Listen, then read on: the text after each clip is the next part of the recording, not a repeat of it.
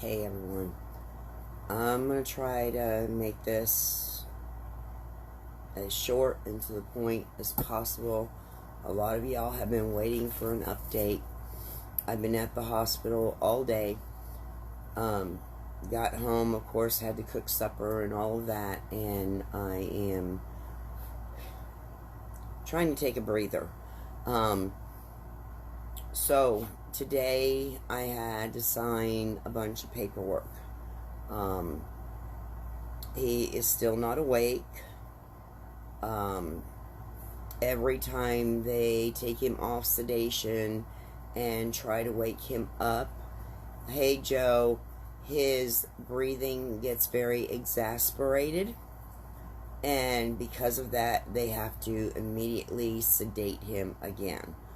So they're not having enough time to even try to wake him up because of the fact that anytime that he gets hyper tense like that and his breathing is exasperated, it can cause more pressure on the brain and can cause more issues.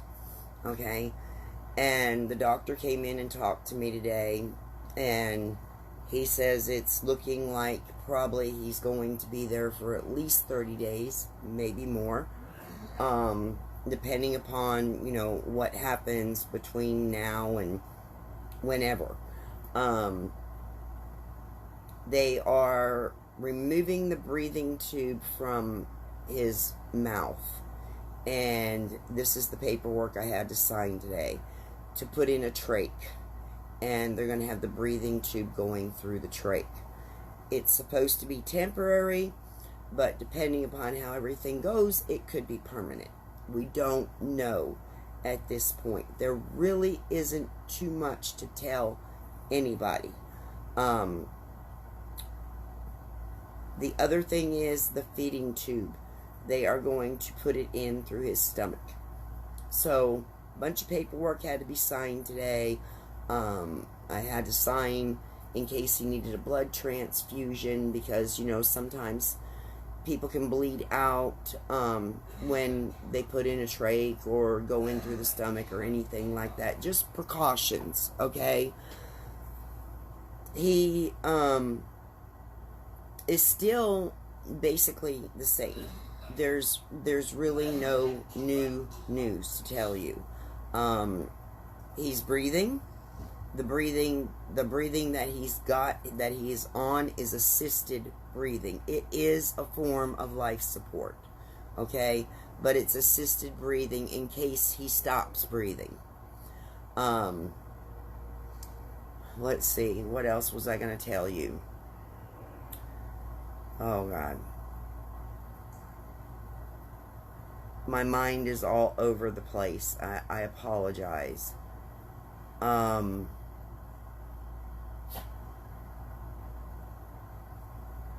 He's not brain dead or anything like that, okay?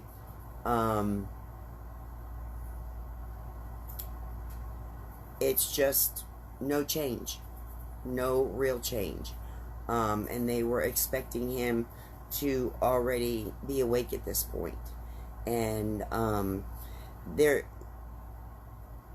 way they're explaining it to me, and what the doctor and I discussed today, is that when they take him off the sedation, what they believe is happening is because there's still so much pressure on the brain that it's causing a lot of pain.